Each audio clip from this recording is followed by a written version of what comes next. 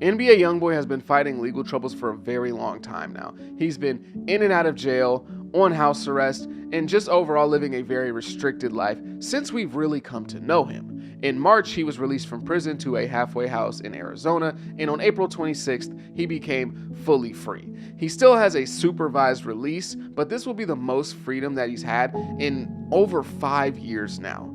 This opens up a can of opportunities for NBA Youngboy, and this is what I believe to be the perfect time for him to come back and kind of take over the rap game. I'm terrified of people. I'm very scared of people. On my kids.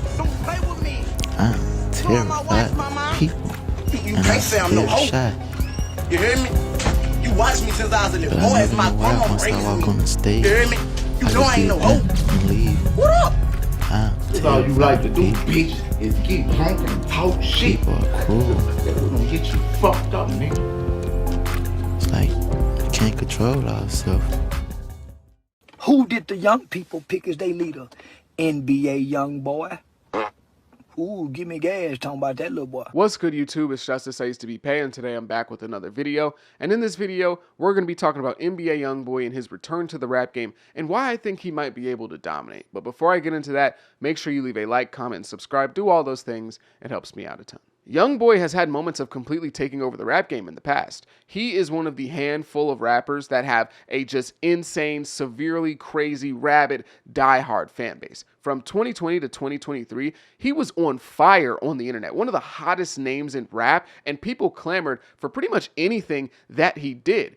During this time, though, he was on house arrest. So that severely held back his ability to capitalize on all this hype that he had built up for himself, mostly in the sense of actually being able to perform or go on tour. During the peak of his popularity around like 2021, 2022, there was no doubt in my mind that Youngboy could have easily went on a US arena tour and pretty much sold out an arena everywhere he went. He just wasn't able to, or he definitely would have been performing at a festival like a Rolling Loud, where I believe he probably would have ended up as a headliner of Rolling Loud, not just somebody on the card, but one of the headliners specifically in that time period from 2020 to 2023. But because of his legal situation, Youngboy hasn't performed in like over 5 years. The most that he could give his fans during this time period was like going on IG Live.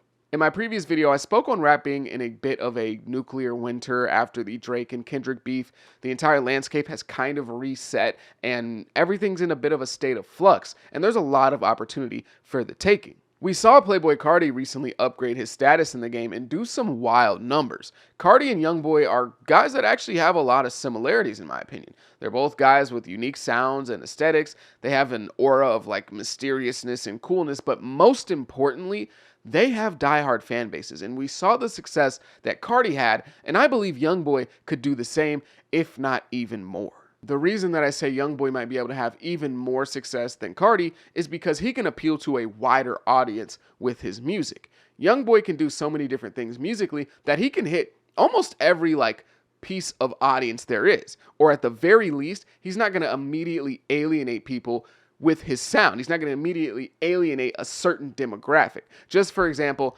I was talking to my auntie the other day, and she was telling me that she tried to listen to the new Carti album, and she said that she got to the first song and like she couldn't do it. Like she was just like, nope, I can't do this. It immediately scared her away from the rest of the album. Now, funny enough, that song doesn't really sound like any of the rest of the album. In terms of just like pure sound, it kind of sticks out as an outlier, but regardless, Carti's reputation plus songs like that can alienate big groups of rap fans. And while Youngboy has made and can make songs like that, he just does so many different things that he can pretty much find something for anybody. Anybody that really wants to get into Youngboy or is interested at all, if they go and listen, they can find something that they like from Youngboy. If I were to use one word to describe Youngboy's career, it would still be potential. For everything that he's done in his career over the last like 7 years, he's still only 25. And it feels like, despite the major things he's accomplished, he's still nowhere near his ceiling in all he could do. That may sound crazy to say, as he is the youngest artist to hit 100 Hot 100 entries and has 4 #1 albums, among a bunch of other accomplishments, but he's done all of this through years of controversy, legal troubles, beefs, and even blackballing from the industry. Right now, the rap game is a bit vacant in the mainstream. There's a lot of real estate to be had, and the reason that I believe Youngboy can be the one to grab it is because we've seen him be one of the hottest names in rap before, and he's able to create a relationship with the fans that make them go crazy for him.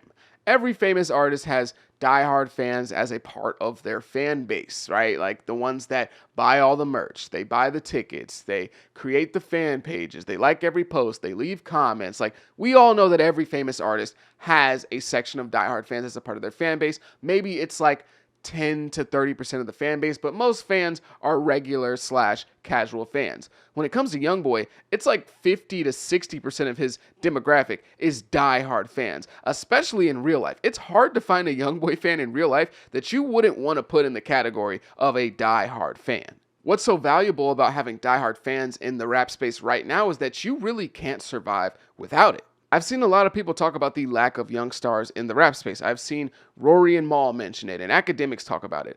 There aren't a lot of identifiable young guys as next up right now. The middle class of rap that's typically filled with guys that sell 50K to 150K first week and seem to be up next is very slim. However, if you travel back just 5 to 7 years ago, that space was flooded. Lil Baby, Gunna, Lil TJ, Polo G, DaBaby, NBA Youngboy, Pop Smoke, Roddy Ricch, Lil Durk, Juice WRLD, Trippie Redd all filled this space. Nowadays, I think having that space of rappers populated is a bit harder due to the expansion of the internet. I know it sounds crazy to talk about 5 to 7 years ago like that, but I believe it's true. The internet has only gotten bigger and bigger, and fans have so many different options of things to listen to. Very rarely can you kind of be forced into listening to an artist. In that era and previous eras, there was no way that if you listened to rap, you could avoid certain artists. If you listened to rap in 2020, there was no avoiding DaBaby or Polo G. You would just bump into their music by the proximity of them being rappers that were associated with rappers that you probably listened to. These rappers relied on casual fans who tuned into what's hot, and as a result, these guys almost shared a collective fan base rather than having a huge diehard fan base dedicated to just them. But right now, the rap landscape has expanded so far that this isn't really the case anymore. Doechii is one of the hottest prospects in rap right now, but it's entirely possible to listen to her and be a fan of hers without ever listening to or even knowing who Ken Carson is. And yes, it's different styles of music, but they're both rising stars in rap with huge followings behind them.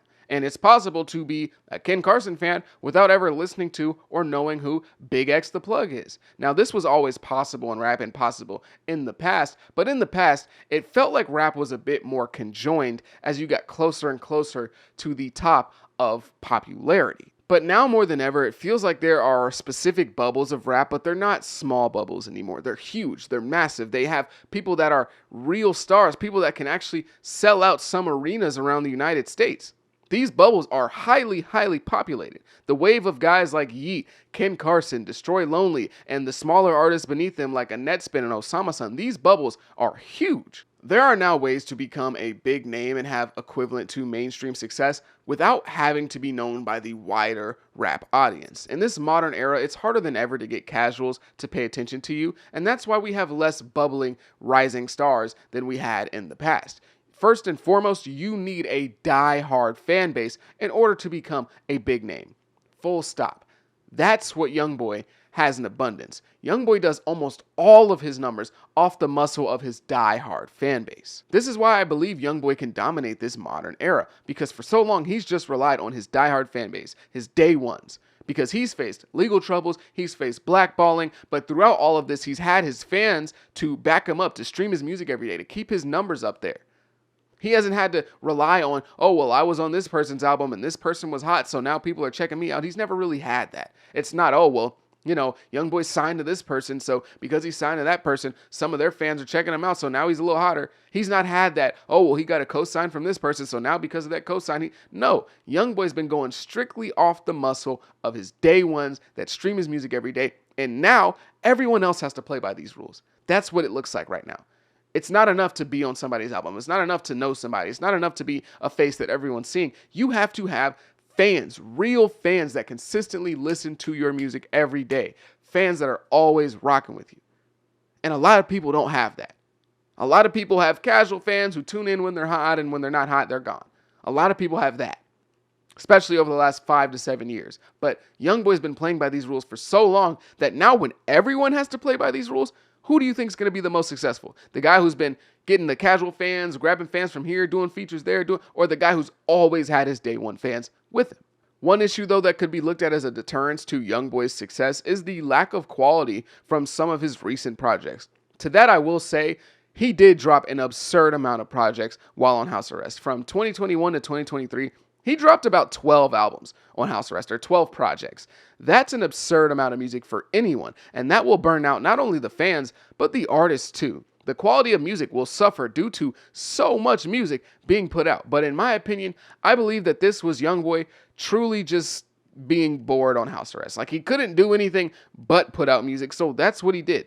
Youngboy's always been a guy that has had a very high rate of dropping music compared to his peers, but there's no doubt that his rate massively increased while he was on house arrest, which is a shame because before he started to drop at this insane rate, he was really starting to hit on some of these projects and put together great works. AI Youngboy 2, Still Flexin', Still Steppin', 38 Baby 2, Top, and Sincerely Control were great projects. These were albums that were markers of progression for Youngboy as an artist. Now, some of the stuff that came out on house arrest was good, don't get me wrong. It's not like the entire catalog he dropped, all 12, 13 projects were bad, but as we got towards the end of that stretch, some of them did start to feel a bit vapid. But now that he's out and able to occupy himself by maybe performing or doing an interview circuit or maybe even just living life outside of being stuck in a house all day, I don't believe we'll see as much activity from Youngboy when it comes to just dropping a boatload of albums. The one aspect of NBA Youngboy's appeal that makes him stand out so much from the rest of his peers is his authenticity. That's what attracts people to him, makes them relate to him, makes them stand beside him so passionately. I know it's cliche to talk about an artist and say, oh, well, they're authentic, especially a rapper, you know, the whole live your raps thing, but it's so much deeper than that with Youngboy. It's not as simple as, oh, well, King Von rapped about killing people and he actually did, so he's authentic, even though I don't think Youngboy, lies about that type of stuff, but he just wears his heart on his sleeve so hard that you can feel it. The way he expresses his emotions, the rawness in not only his lyrics, but his voice is so easily translated to the audience. Everyone wants to be the cool, tough guy, and Youngboy does that as well, but not so many artists that make the type of music that Youngboy does can be so vulnerable. A lot of street rappers make pain music, but there's a different level of emotion that Youngboy portrays in a song like Lonely Child compared to the average street rapper. The expression of such strong emotions to where even a kid living in a gated community in Calabasas can not just enjoy the music and the passion, but really put themselves in his shoes and relate to the emotions he's feeling without having to do some sort of like Malibu's Most Wanted stuff. Like, he just makes music that everyone can feel. He makes music that's so raw and filled with emotion that anybody on any part of the planet can put themselves in his shoes and it not be something where it's ridiculous or they're being something that they're not. No matter what happens, Youngboy is going to be himself, always. And he is a window of a person, for better or for worse. You always know what he's feeling, and that makes him special. That's what attracts people, and that will attract even more people in this open space of rap where people want to grab onto something that feels real. A newly refreshed and mostly unrestricted NBA Youngboy has the potential to be a monster. He has all the tools to be successful, yet we still have to take into account the biggest detractor to Youngboy's career, that being Youngboy himself. He's only 25 years old, but he's already fumbled massive opportunities just by getting himself into legal trouble. You can only get people excited and let them down so many times before they just start to kind of give up on you. If Youngboy doesn't take advantage of the opportunity in front of him now that he's like mostly free, then he will forever remain a what if. Despite all the talent, support, potential, and authenticity, he will fail if he doesn't have it together and be a tale of squandered potential. Youngboy truly is a maverick of this era, and really just any era in general he would stand out in. He's one of the most interesting of interesting characters in rap. Whatever he's doing in the foreseeable future, I will have my eyes on, and I'm excited to see where he goes and what road he ends up taking, and hopefully that road leads him to taking over the rap game. But if you made it this far, I greatly appreciate you. Let me know what you think about this video down below in the comment section, whether you think I'm spitting facts or I'm just talking, saying nonsense. Regardless, if you made it this far, I appreciate you. Make sure you leave a like, comment, subscribe, do all those things. I go by the name of Pay. Have a great day. Be safe. Be blessed. Peace.